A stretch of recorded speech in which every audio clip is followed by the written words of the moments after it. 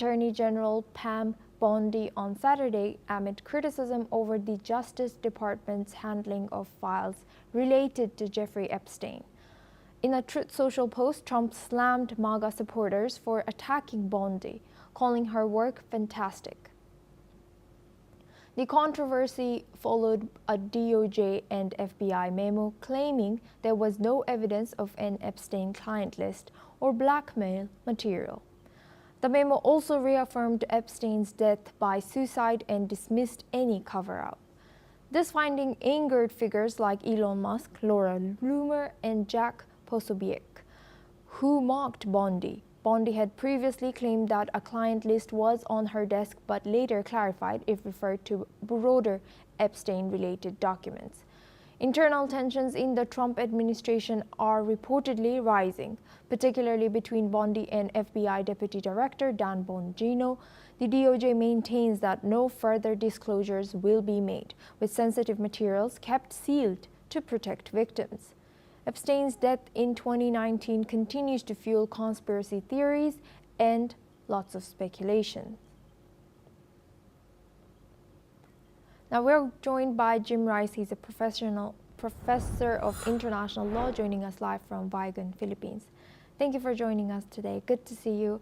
What can be speculated? What is your guess about why is there maybe back and forth and there's inconsistency in U.S.'s or FBI's claims towards this Jeffrey Epstein's client lists?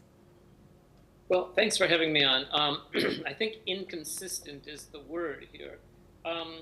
For your viewers, many of whom might not be from the United States, it's important to realize that MAGA, the Trump world, has been fanning the flames of this Epstein client list for years and years. And to be, for example, the people that have been, advancing these conspiracy theories are people like Steve Bannon, people like Tucker Carlson, and you mentioned a couple more, but there are many of these podcasters and individuals who have been advancing this, this list, and presumably individuals on the list who are engaged in activities involved in human trafficking and sexual abuse of children, which is, of course, a horrible thing. So when Trump was running, he constantly said again and again and again that he would release all of the information regarding the Epstein file.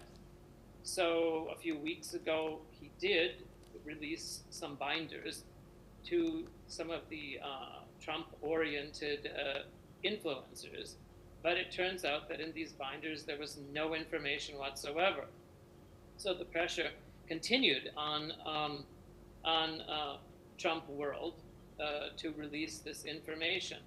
So then I believe it was just last week when there was a TV interview with the Attorney General of the United States, Pam Bondi, and she said that she would release this information, that the Epstein client list was on her desk right now, and that she was going to, release this information. Then, only a few days later, she said that there was no material and that there was no list. This is at the Trump cabinet meeting. So it seems to me that your point is very, accurate in the sense that either Bondi was lying when she said that there was no information on the list, that there was no list, or the whole thing was cooked up from the beginning.